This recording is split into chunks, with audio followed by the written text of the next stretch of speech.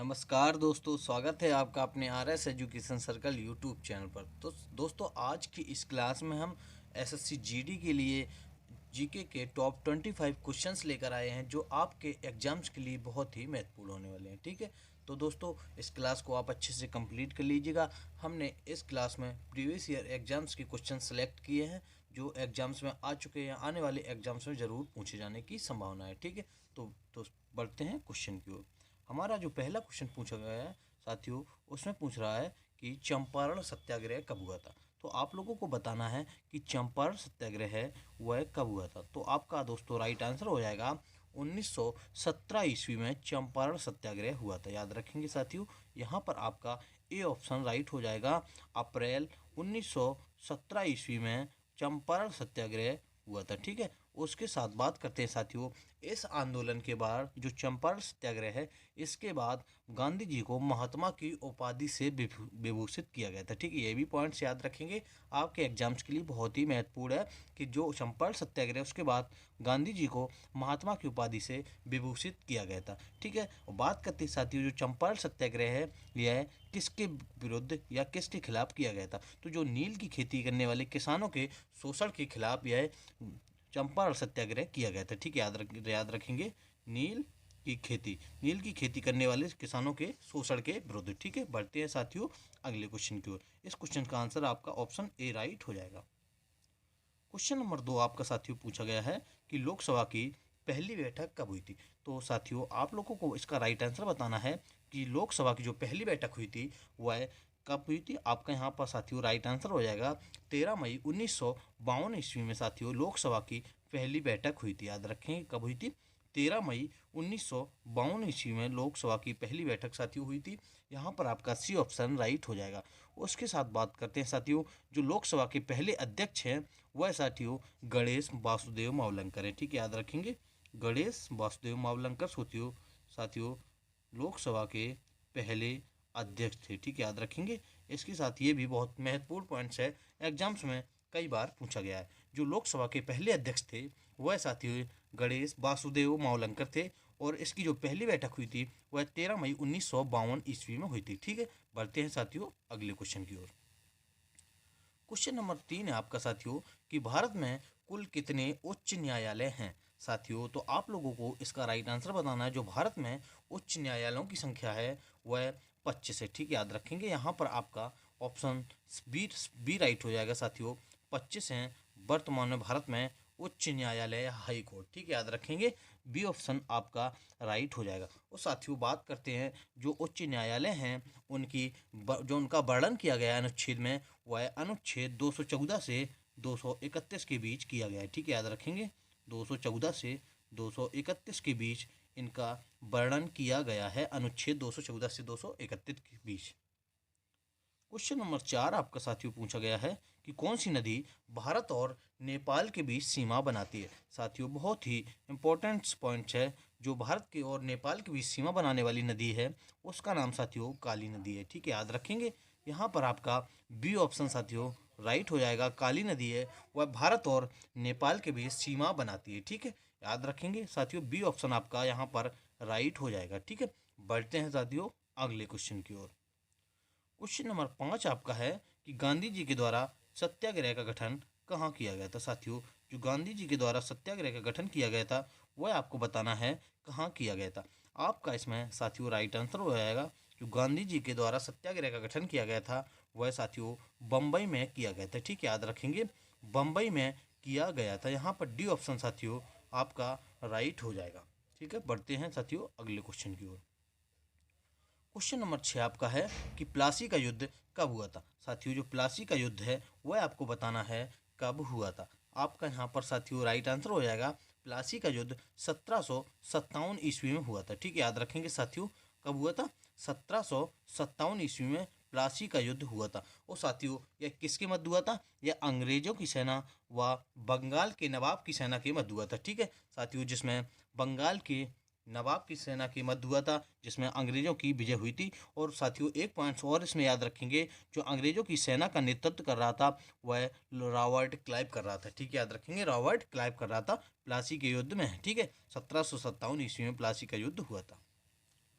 Question number 7 आपका साथियों कि बक्सर के युद्ध में अंग्रेजी सेना का नेतृत्व किसने किया था। साथियों याद रखेंगे जो अंग्रेजी सेना का नेतृत्व किया था बक्सर के युद्ध में वह हेक्टर मुनरो ने किया था। ठीक है, याद रखेंगे हेक्टर मुनरो ने बक्सर के युद्ध में साथियों अंग्रेजी सेना का नेतृत्व किया था। ठीक है, याद रखेंगे ऑप्शन यहाँ पर ए आपका राइट हो जाएगा। ठीक है साथियों, याद रखेंगे हेक्टर मुनरो।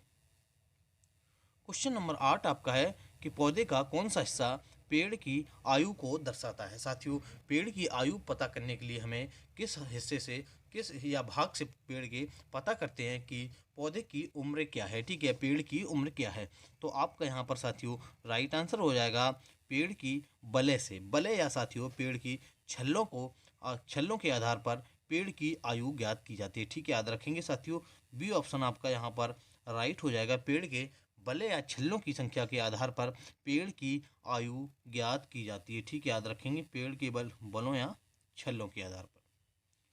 क्वेश्चन नंबर 9 आपका साथियों पूछा गया है कि सिंधु सभ्यता का बंदरगाह शहर कौन था। साथियों जो सिंधु सभ्यता का बंदरगाह शहर था वह आपको बताना है कि कौन था। यहाँ पर साथियों आपका राइट आंसर हो जाएगा सिंधु सभ्यता का जो बंदरगाह शहर था वह साथियों लोथल था। ठीक है, याद रखेंगे लोथल यहाँ पर आपका डी ऑप्शन बिल्कुल राइट हो जाएगा। ठीक है, लोथल शहर था जो वह साथियों सिंधु सभ्यता का बंदरगाह शहर था। साथियों इसके साथ याद रखेंगे हम लोग कि लोथल में चाने चावल के दाने के साक्ष्य प्राप्त हुए थे। ठीक है, याद रखेंगे चावल के दाने के जो साक्ष्य हैं वह साथियों लोथल से प्राप्त हुए थे। ठीक है, याद रखेंगे यहाँ पर आपका डी ऑप्शन राइट हो जाएगा। जो बंदरगाह शहर है वह लोथल है। क्वेश्चन नंबर 10 आपका साथियों पूछा गया है कि रेगुलेटिंग एक्ट कब पारित किया गया था। साथियों बहुत ही महत्वपूर्ण पॉइंट्स है, रेगुलेटिंग एक्ट है वह कब पारित किया गया था। यहाँ पर साथियों आपका राइट आंसर हो जाएगा 1773 ईस्वी में रेगुलेटिंग एक्ट पारित किया गया था। ठीक है, याद रखेंगे यहाँ पर आपका बी ऑप्शन साथियों राइट हो जाएगा। 1773 ईस्वी में रेगुलेटिंग एक्ट पारित किया गया था। साथियों जो रेगुलेटिंग एक्ट पारित किया गया था उससे कलकत्ता हाई कोर्ट का निर्माण हुआ था। ठीक है, याद रखेंगे ये भी कलकत्ता हाई कोर्ट का निर्माण हुआ था। ठीक है, याद रखेंगे कलकत्ता हाई कोर्ट का निर्माण। ठीक है, कब हुआ था साथियों 1773 ईस्वी में रेगुलेटिंग एक्ट पारित हुआ था। क्वेश्चन नंबर 11 आपका पूछा गया साथियों संयुक्त राज्य अमेरिका का राष्ट्रीय खेल कौन सा है। साथियों जो संयुक्त राज्य अमेरिका का राष्ट्रीय खेल है वह आपको बताना है कि कौन है। आपका यहाँ पर साथियों राइट आंसर हो जाएगा बेसबॉल संयुक्त राष्ट्र अमेरिका का राष्ट्रीय खेल है। ठीक है, याद रखेंगे यहाँ पर साथियों आपका बी ऑप्शन राइट हो जाएगा। बेसबॉल है जो वह संयुक्त राष्ट्र अमेरिका का राष्ट्रीय खेल है।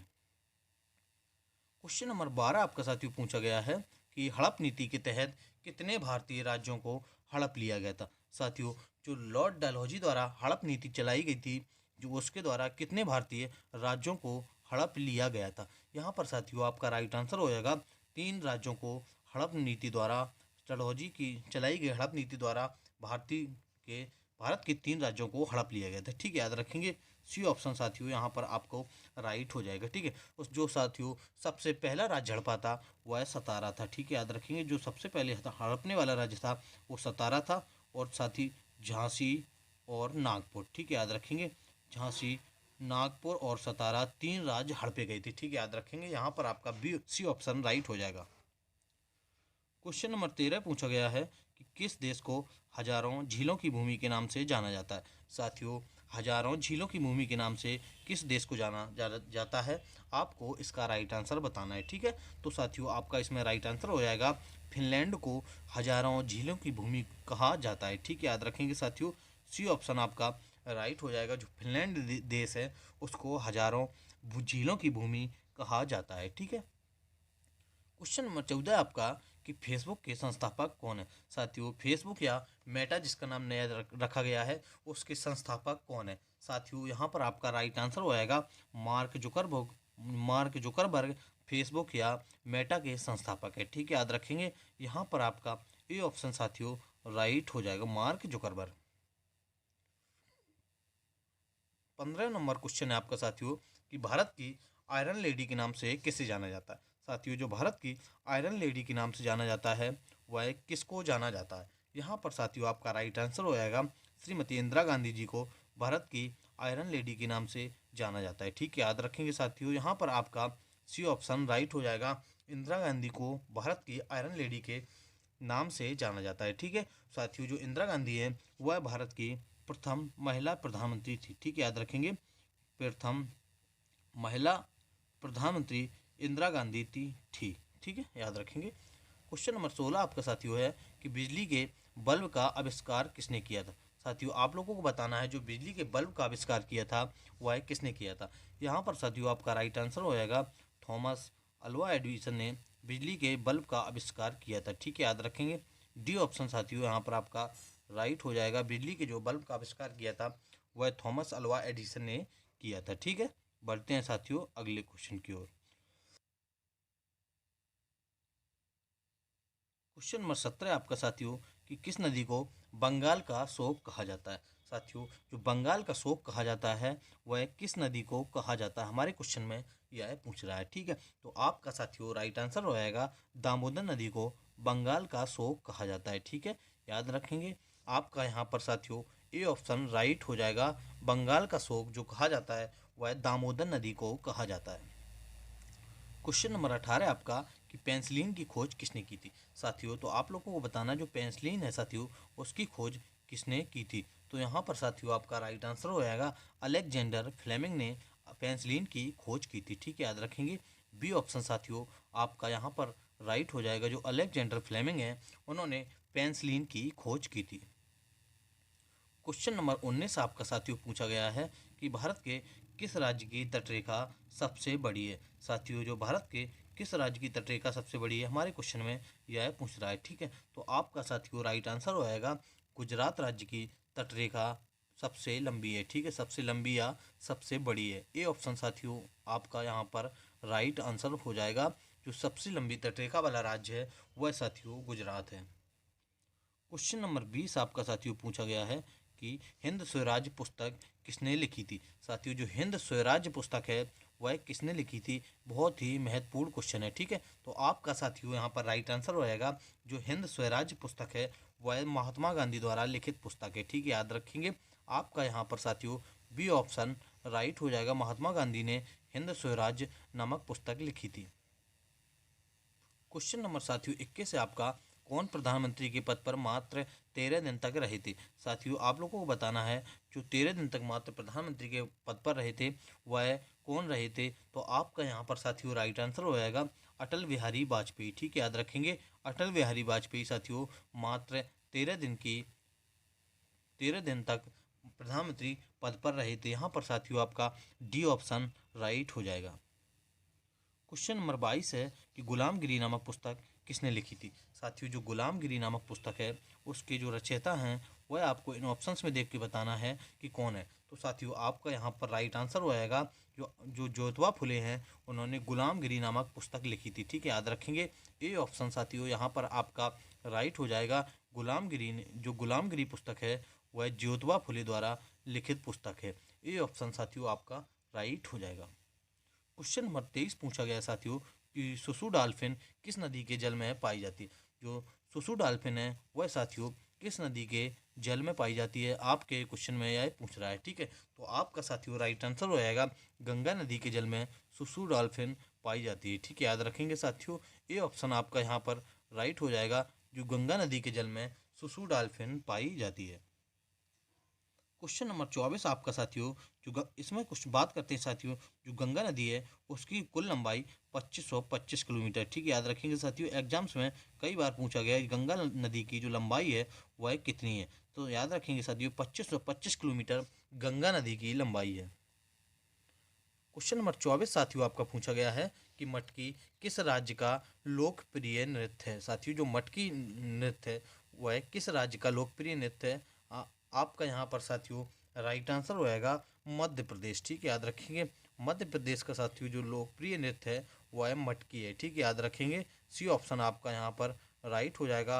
मटकी है वह मध्य प्रदेश का साथियों लोकप्रिय नृत्य है। ठीक है, बढ़ते हैं अगले क्वेश्चन की ओर। क्वेश्चन नंबर 25 अंतिम है आपका साथियों कि एशिया का नोबेल पुरस्कार किसे कहा जाता है। साथियों, जो एशिया का नोबेल पुरस्कार कहा जाता है वह रेमन मैग्सेसे पुरस्कार को कहा जाता है। ठीक है, याद रखेंगे। यहाँ पर साथियों आपका बी ऑप्शन राइट हो जाएगा। रेमन मैग्सेसे पुरस्कार को एशिया का नोबेल पुरस्कार कहा जाता है। ठीक है, याद रखेंगे, एशिया का जो नोबेल पुरस्कार है वह रेमन मैग्सेसे पुरस्कार है। ठीक है, तो साथियों आज की क्लास यहीं पे समाप्त होती हुई, अगर आपको वीडियो अच्छा लगा तो वीडियो को लाइक कीजिएगा तथा अपने दोस्तों के पास शेयर कीजिएगा। ठीक है, अगर आप चैनल पर न्यू हैं चैनल को सब्सक्राइब कर लीजिएगा, जिससे आने वाले वीडियो का अपडेट आपको मिलता रहे। ठीक है, थैंक यू।